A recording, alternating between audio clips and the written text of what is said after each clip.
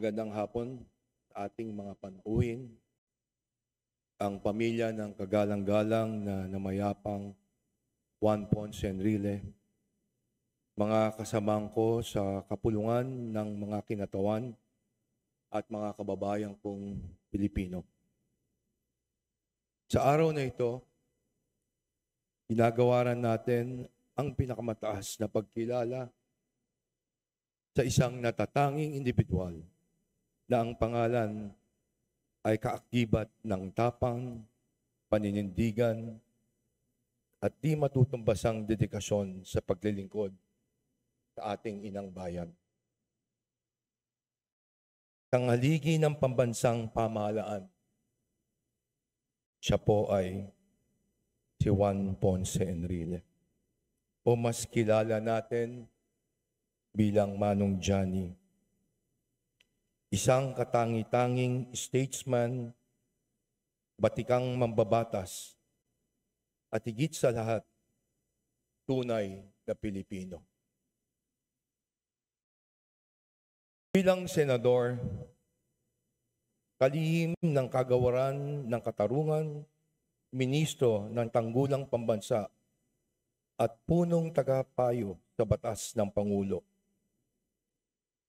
Siya ang gumaganap sa mga mahalagang tungkulin para sa paghubog ng kaayusan ng ating bayan.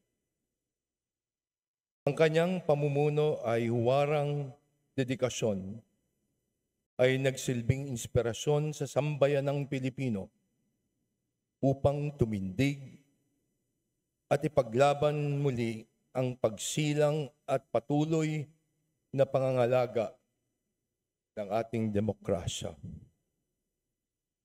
Habang inagawad natin ang parangal sa natatanging si Manong Johnny, hindi lamang ang kanyang mga nagawa at tagumpay ang ating pinapupurian, kundi higit pa rito ang kanyang matibay at taus-pusong paglilingkod sa sambayanang Pilipino.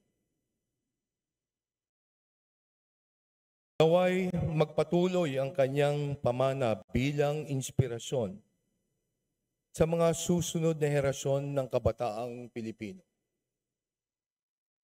Mga magiging pinuno na magtataguyod ng tapat na paglilingkod, matapang na panindigan at pakikibaka para sa katarungan.